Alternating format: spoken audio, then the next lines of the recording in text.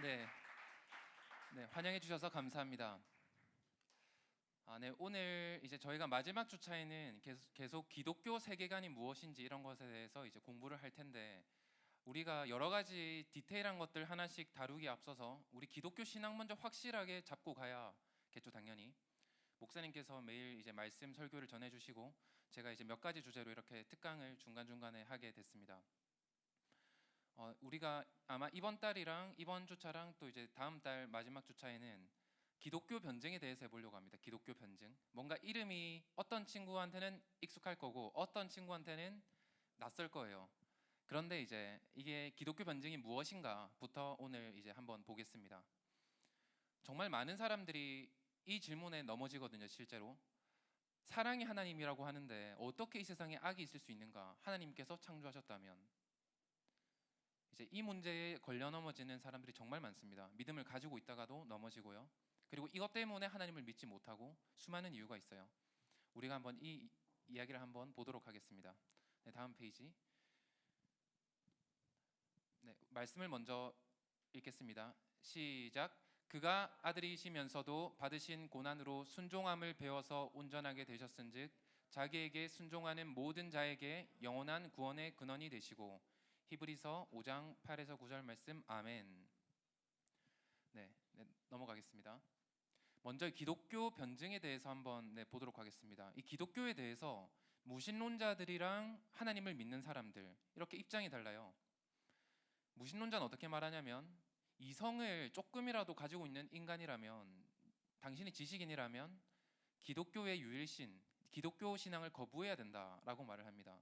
여러분이 아마 친구들이랑 만나거나 같이 식사를 하거나 또 이제 무슨 술자리를 갖거나 어떤 친구는 하면서 아마 이런 뭔가 기독교인으로서 뭔가 이성적인 면에서 과학적으로 밀리는 것 같은 기분, 뭔가 이런 면에서 내가 할 말이 없을 것만 같은 기분, 이런 기분 드시는 경우가 있을 거예요.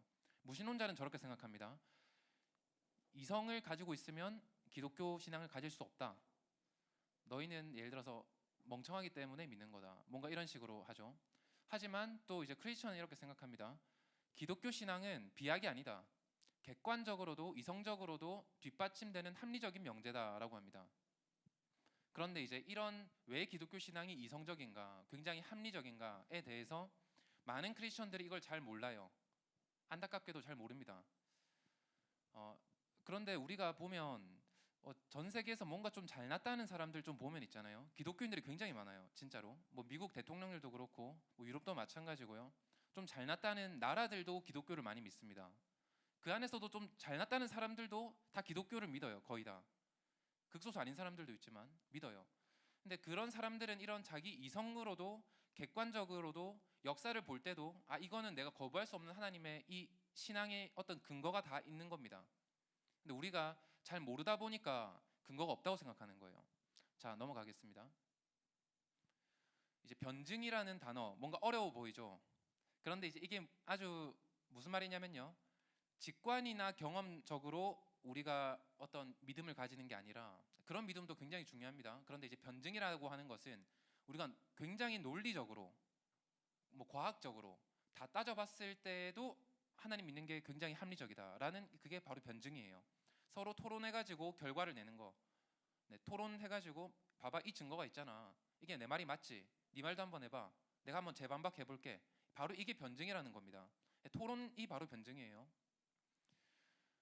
자, 그래서 이 밑에 보시면 빌리 그레함 목사님, 뭔가 이름을 우리 지금 20대 분들은 거의 대부분 모르긴 하실 거예요. 근데 어마어마한 1900년대 20세기 후반에 전 세계에서 손에 꼽히게 유명하고 전 세계에서 가장 영향력을 전 세계적으로 많이 끼친 분, 바로 빌리 그레함 목사님입니다. 네, 이분이 젊을 때 사진이에요. 그리고 이제 옆에 있는 찰스 템플턴이라는 사람이 있는데 이 사람도 젊을 때 사진입니다. 네, 다음 페이지. 이 두 분이 1918년생, 1915년생입니다. 근데 이분들이 젊을 때 20대부터 이분들이 미국 전역을 돌아다니면서 전 세계를 돌아다니면서 부흥대성회를 했어요. 우리가 다시 한번 영적 대각성을 하자. 우리가 다시 한번 하나님 앞으로 돌아가자. 이런 운동을 했습니다. 대단하죠. 보면 이제 왼쪽 사진은 왼쪽이 찰스 템플턴, 중간에 있는 사람이 빌리 그레엄 목사님. 네, 오른쪽은 또 다른 부흥 대성의 사진이고요. 네, 보면 젊을 때 이렇게 같이 활동을 했어요. 젊을 때 이렇게 젊을 때 같이 하나님을 믿고 부흥을 이끌고 앞으로 미국이라는 나라, 앞으로 전 세계 기독교를 이끌 차세대 리더로 평가받았습니다. 30대 때. 그게 1940년대와 50년대 일이에요. 전 세계 2차 대전 끝나고. 자, 그런데 이제 참 신기한 일이 벌어집니다. 다음 페이지 가면 지금 왼쪽 사진은 외국이 아닙니다. 바로 대한민국이에요. 1980년도에 우리나라 여의도에 있는 대광장에서, 지금은 저런 광장이 사라졌어요. 건물이 다 생겨서 수십만 명, 수백만 명이 모여가지고 부흥 대성회를 했습니다. 대한민국에서. 그때 이제 이 부흥 대성회를 이끄신 분이 빌리 그레함 목사님입니다. 한국에서도 정말 유명하신 분이에요. 이분은 끝까지 믿음을 지키고 죽을 때까지, 이분이 100살까지 사셨거든요. 2018년에 돌아가셨습니다. 4년 전에. 이분은 끝까지 믿음을 지키고 어마어마한 그런 믿음의 발자취를 남기고 돌아가셨습니다. 그런데 이 찰스 템플턴이라는 사람은 30대 때 굉장히 많이 헌신했어요. 아마 우리 여기 있는 그 누구보다 아마 가장 많이 헌신돼서 열심히 저런 찬양 집회도 이끌고 수만 명이 모이는 관중을 앞에서 집회를 하신 진짜 대단하신 분이었습니다. 그런데 1950년대에 40살 부근에서 사랑의 하나님이 어떻게 악을 허용하시지? 전 세계를 돌아다니면서 이런 이제 회의감이 드는데, 이 찰스 템플턴은 그런 회의감을 이겨내지 못했습니다. 이분이. 그래서 40대 때, 다음 페이지 넘어가 주세요. 이 사람이 이런 생각을 한 겁니다. 이 세상을 보니까 수많은 고통과 아픔이 있다. 우리가 지금 대한민국이라는 나라에 살다 보니까 개개인의 어려움은 있겠지만 정말로 이제 기아 때문에 죽는 그런 도시나 진짜 한 공간 안에 있잖아요. 이 공간 안에 수백 명의 어린아이들이 아무것도 못 먹고 죽어가는 모습, 이런 걸 이제 본 사람은 이런 생각을 하는 겁니다. 아니 도대체 사랑의 하나님이 계시다면 어떻게 이런 일을 할 수 있는가? 왼쪽에 있는 사진이 전 세계 무슨 플리처상인가 받은 사진이에요. 어떤 작가가 아프리카에서 딱 사진을 찍는데 이제 움직일 힘도 없는 어떤 이제 아프리카 어떤 흑인 어떤 꼬마 어린아이를 이제 옆에 독수리가 먹이처럼 바라보고 있는 이 사진입니다. 그리고 이제 이것 때문에 이 사진을 안 도와주고 왜 사진을 찍었냐 해가지고 비난을 받다가 이 사람이 몇 년 후에 자살을 해요. 너무 도덕적인 어떤 죄책감에 휩싸여서. 어쨌든 그런 사진입니다. 그리고 세월호 사건도 있죠. 이 세상을 보면 우리가 진짜 수많은 고통이 있는 것 같아요. 정말 이 세상에 사랑의 하나님이 있는 것인가? 그리고 우리가 천국과 지옥이 있다고 우리는 믿습니다. 성경대로. 그런데 또 찰스 템플턴은 이렇게 말하는 겁니다. 아니 사랑의 하나님이라고 하시는데 나는 인간인데도 난 누군가 내 말 안 듣는다고 뭐 지옥 이런 불 속에 막 손을 넣는 것도 난 못하겠는데 어떻게 이렇게 잔인하실 수 있는가? 이런 회의감에 빠지는 겁니다. 네, 다음. 그래서 이제 찰스 템플턴은 결국 하나님을 버리게 됩니다. 40대 때. 그리고 이제 무신론자 혹은 불가지론이라고 하는 쪽의 편에 서서 40년 정도를 살아요. 근데 이분이 이제 돌아가시기 직전에는 예수님이 그립다 이런 말씀을 많이 했다고 하십니다. 근데 그 마음속에 믿음을 가지셨는지 모르겠어요. 어쨌거나 이게 참 우리가 변증이라는 것, 왜 하나님께서 고난을 허용하실 수 있는 것인가, 이런 것들에 대한 확실한 해답을 갖고 있지 않다면요, 여러분의 삶에 어떤 순간이 딱 닥쳤을 때 믿음을 잃어버릴 수도 있어요. 그래서 이 변증이라는 게 왜 중요한가? 뭐 이름은 약간 어려워 보이는데 사실은 굉장히 간단한 겁니다. 자신을 위해서는 더 우리가 튼튼한 믿음의 뿌리를 가지자. 그게 바로 변증이고요. 그리고 가족과 이웃을 위해서는 복음을 전하기 위해서 필요한 겁니다. 친구한테 뭐 창조에 대해서 뭐라고 막 비판을 해요. 기독교에 대해서. 그리고 이런 문제에 대해서 막 비판을 해요. 이 고난이라는 문제, 이런 것들에 대해서. 그럴 때 내가 충분히 합리적으로 내가 그 사람을 대답하고 설득할 수 있는가? 내 친구를, 내 부모님을. 그렇게 해서 다양한 이유로 하나님을 믿게 전도하는 방법 많아요. 그런데 전도의 아주 중요한 것 중에 또 하나는 논리적인 것이기도 합니다. 제가 이번 주에 있었던 일인데 전도 대상자였던 형이 한 명 있어요. 30대 후반의 형인데 이 형은 이제 공부도 열심히 하시고 외국에 나가서 해운업계에서 일하면서 연봉 몇 억을 받으면서 이제 매니저로까지 승진을 해가지고 지적인 것에 대해서 갈망이 굉장히 크고요. 그리고 이제 굉장히 열심히 진짜 죽도록 일을 하면서 한국인으로서 외국에서 엄청나게 성공하신 분이에요. 근데 이제 이 형이 자기는 도저히 어머니는 세계로교회 권사님이신데 난 도저히 나 하나님을 받아들일 수가 없다. 세례도 이번에 거절을 했습니다. 근데 이제 근데 이분이 그래도 최근에 좀 관심이 생겼어요. 그래서 이제 제가 변증에 대한 것들 조금 소개를 해드리고 또 특히 이제 그 중에 책을 소개를 해드렸습니다. 근데 이제 이번 주에 이제 연락이 중간에 왔더라고요.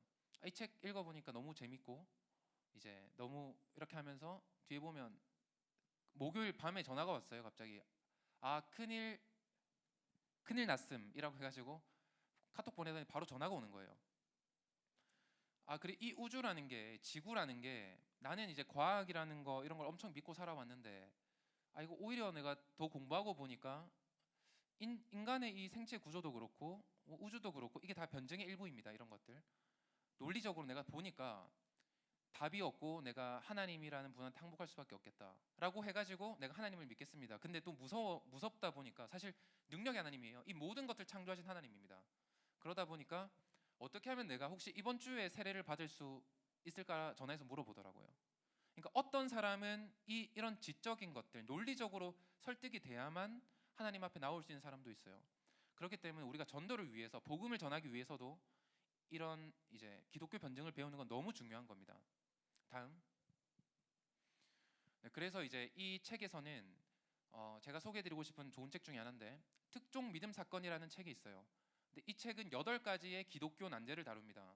책 페이지를 보면 이제 기독교 8대 난제에 대해서 이제 해답을 적었다. 전 세계 최고 변증하는 교수님들, 철학과 교수님들 이런 분들 찾아가서 그 해답을 주제별로 쓴 거예요. 첫 번째 이게 챕터 8개가 있습니다. 보면 첫 번째 챕터 질문입니다. 이게 우리 오늘 특강의 주제죠. 사랑의 하나님이 존재한다면 세상은 왜 이렇게 고통에 찌들어 많은 고난과 악행 때문에 신음하는가? 이거에 대한 대답이 있나요, 여러분? 자기 마음속에 친구가 이렇게 물어봤을 때 합리적으로 그리고 이제 사랑의 하나님이심을 강조하면서도 대답할 수 있는 대답이 여러분의 머릿속에 떠오르나요? 두 번째, 하나님의 기적들은 과학과 상충되는 것 같은데 우리가 합리적인 사람이라면 어떻게 그것을 믿을 수 있나? 이렇게 물어봤을 때 대답이 있나요? 그리고 하나님이 우주를 창조했다고 하시는데 근데 증거들은 진화가 증거라고 과학책에서 배우는데 이 말이 되나? 이거에 대한 대답은 여러분 마음속에 있나요? 친구가 이렇게 말했을 때. 네 번째, 구약에 보면 무고한 어린아이들이 살육당하는 그런 구약 장면들도 나옵니다. 하나님께서 이런 것들을 허용을 하세요. 허용을 하십니다. 단 하나도 그 성에 있는 것들 단 하나의 생명도 남겨두지 않고 다 죽여라고 하십니다. 하나님이 도덕적으로 순결하신 분이라면 어떻게 이런 일을 할 수 있나? 이게 정말 여러분이 믿는 하나님 맞는가?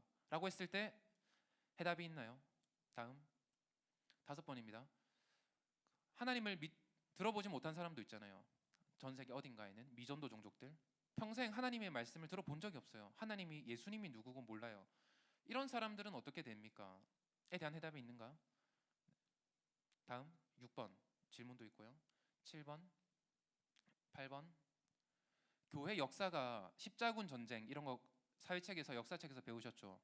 아니 하나님을 믿는 사람들인데 교회 역사는 왜 이렇게 위선적이고 진짜 악한 일들 덩어리들이고 그런가에 대해서 대답할 수 있는가?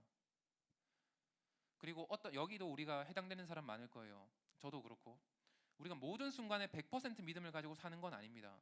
나한테 회의가 있단 말이에요. 부족한 믿음이 있습니다. 그런데 그런 사람도 그리스도인이 될 수 있는가? 나는 구원받을 수 있는가? 뭐 이런 문제들에 대해서 이런 모든 지금 8가지 문제가 기독교의 8대 난제라고 하는 그런 난제들입니다. 난제이기도 하지만 답이 다 있어요. 굉장히 합리적인 답들이 있습니다. 우리들이 잘 모를 뿐이죠. 그래서 이제 이런 공부들을 해나가는 게 너무 중요하겠다. 네, 다음 해서 이제 이 주제입니다. 사랑의 하나님이 이게 이제 서론이고요. 기독교 변증이란 무엇인가? 왜 중요한가?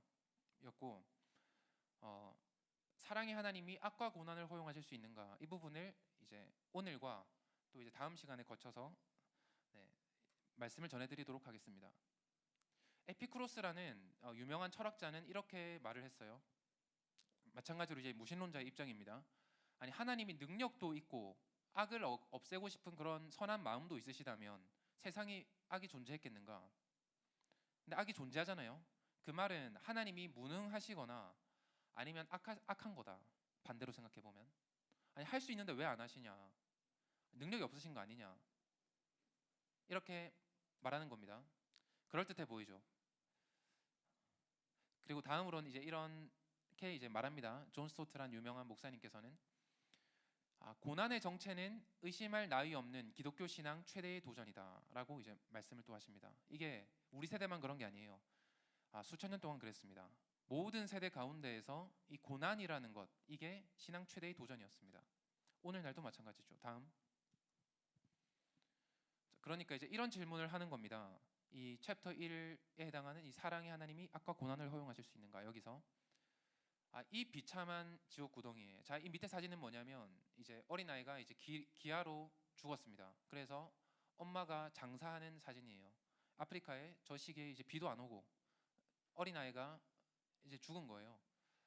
자, 이 비참한 지옥 구덩이에 어디에 하나님이 있단 말입니까? 라고 말하는 겁니다. 이게 바로 아까 전에 그 하나님에 대한 신앙을 잃어버렸던 찰스 템플턴의 질문인 거예요. 그리고 우리 이웃들의 질문이기도 한 겁니다. 왜 이들의 삶을 고쳐주지 않고 외면하시는가? 왜 구해주지 않으시는가? 이런 사실이 있다는 것 자체만으로도 하나님이 존재하지 않는다는 증거가 아닌가? 다음. 이런 질문이죠. 다 계속. 하나님은 어디 있습니까? 하나님은 왜 막지 않으셨습니까? 왜 나 몰라라 하십니까? 도와주시지 않습니까? 우리 각자의 삶에도 이런 일이 있을 수 있고요. 2차 세계대전 때 이런 일이 있더라고요. 제가 이름은 까먹었는데 저기 독일의 나치의 어떤 장교의 이제 집에 놀러 갔는데 어떤 분이 이제 접대 받아가지고 이제 갔는데 거기에 무슨 자랑한다고 굴 상자 같은 거를 보여주는 거예요. 큰 바가지 안에 굴 상자 같은 거. 그런데 그 사람이 수용소를 운영하면서 그 안에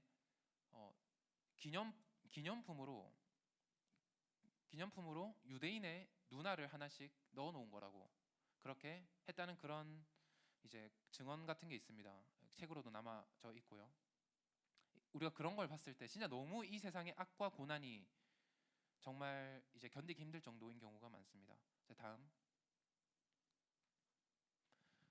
그래서 오늘은 우리가 생각해 볼 만한 어떤 몇 가지 이제 내용을 던져드리고, 그리고 이제 다음 달에 이제 아주 논리적인 답변들을 전해드리도록 하겠습니다. 하나는 여러분 이런 걸 생각해 볼 수 있어요. 이제 저기 오른쪽에 있는 게 바로 곰을 잡는 트랩입니다. 곰을 잡는 덫이에요, 덫. 근데 이제 곰이 저렇게 덫에 걸리면 그냥 가만히 있다가 이제 힘 빠져 죽습니다. 뭐 움직일 수도 없고 걸려가지고 피도 계속 나고 낑낑대다가 죽게 됩니다. 그런데 이런 이제 곰이 이제 사냥꾼을 만난 거예요. 덫에 걸려 있는데. 그런데 이제 사냥꾼이 보고 너무 불쌍해서, 이 사람이 덫을 놓은 것도 아니에요. 지나가다가 곰을 봤습니다. 덫에 걸린 곰을. 그래서 이 곰을 살려주고 싶어요, 사냥꾼은. 그래가지고 상을 보니까 그냥 그 덫을 막 빼주고 이렇게 하면 너무 아파가지고 난리가 나겠죠. 그래서 일단 마취제를 놓고 도와주려고 합니다. 그런데 사냥꾼은 이 곰을 살려주려고 마취제를 놓으려고 하는데요.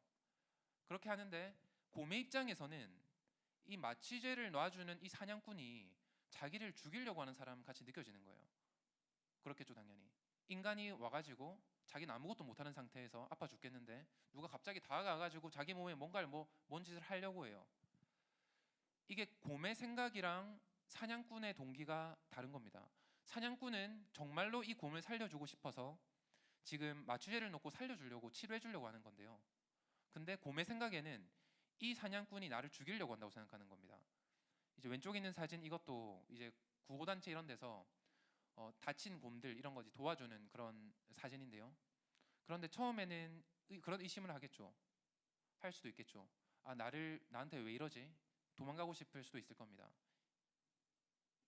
네, 그래서 이제 곰의 생각과 사냥꾼의 동기가 다릅니다. 완전히 다를 수 있겠죠. 자, 그런데 이제 여기서 이렇게 생각해 볼 수 있는 거예요. 인간의 생각과 하나님의 동기는, 우리 생각에는 도대체 이게 뭐지? 왜 나한테 이런 거를, 왜 나는 잘 믿는데 그리고 저 사람은 악한 사람 같은데 왜 저 사람은 잘 되고, 이런 생각을 할 수 있는 거예요, 인간은. 근데 우리가 하나님의 동기를 사실 잘 모릅니다. 맞죠? 우리 곰이랑 인간의 차이가 클까요? 곰이랑 인간의 차이가 클까요? 아니면 인간과 하나님의 차이가 클까요?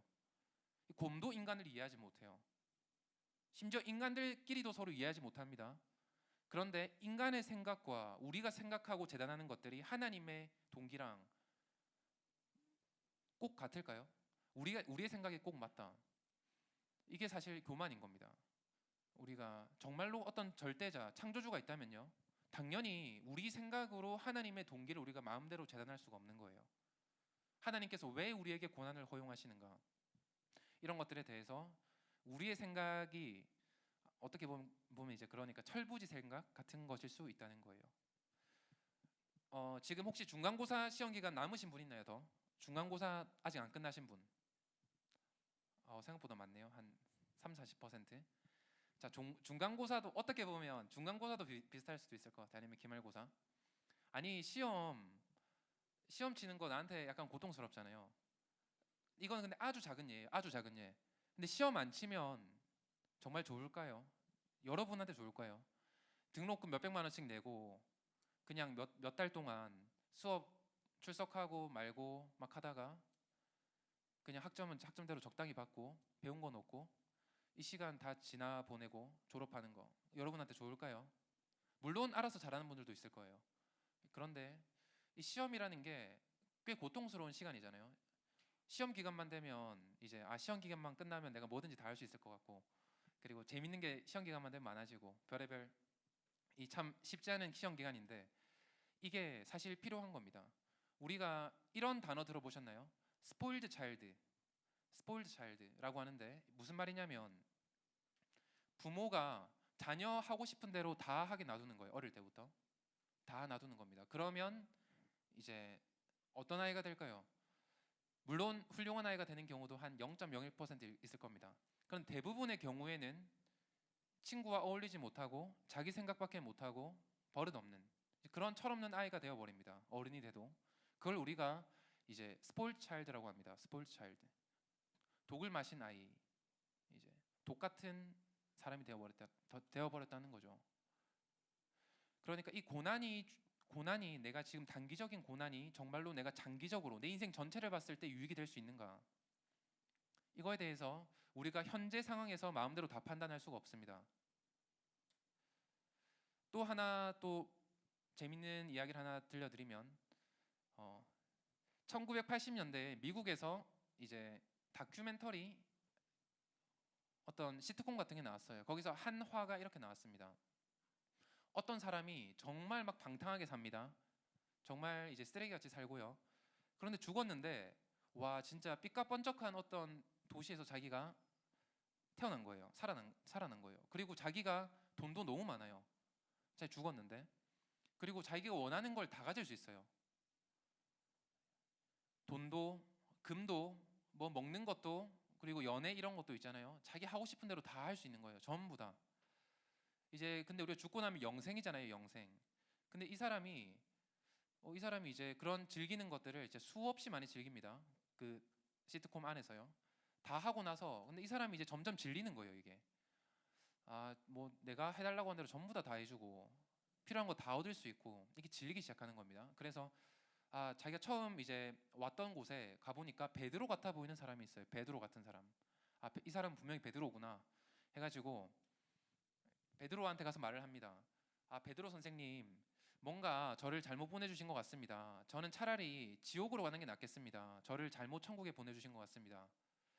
저는 여기 이런 이제 천국과 같은 삶이 저랑 맞지가 않습니다.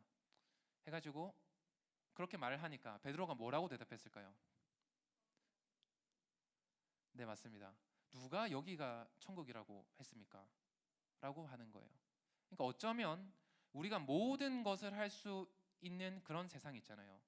그런 세상이 오히려 지옥과 훨씬 가까울 수가 있는 겁니다. 네. 우리 경험적으로 봤을 때, 주변의 상황을 봤을 때 이거는 거의 확실한 사실입니다. 그래서 우리 하나님께서 고난이라는 것을, 고통이라는 것을 인간에게 허락하신 이유, 그 중에 하나는 인간을 회개로 이끄는 것입니다. 회개로 이끄는 것. 나에게 고난이 없었으면 내가 과연 이 자리에 나와왔을까?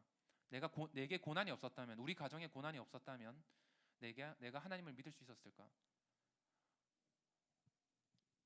네, 이런 것들이 이제 사랑의 하나님이 아까 고난을 허용하실 수 있는 합리적인 이유 중에 하나입니다. 합리적인 이유 중에 하나입니다. 아주 많은 이유 중에 하나예요.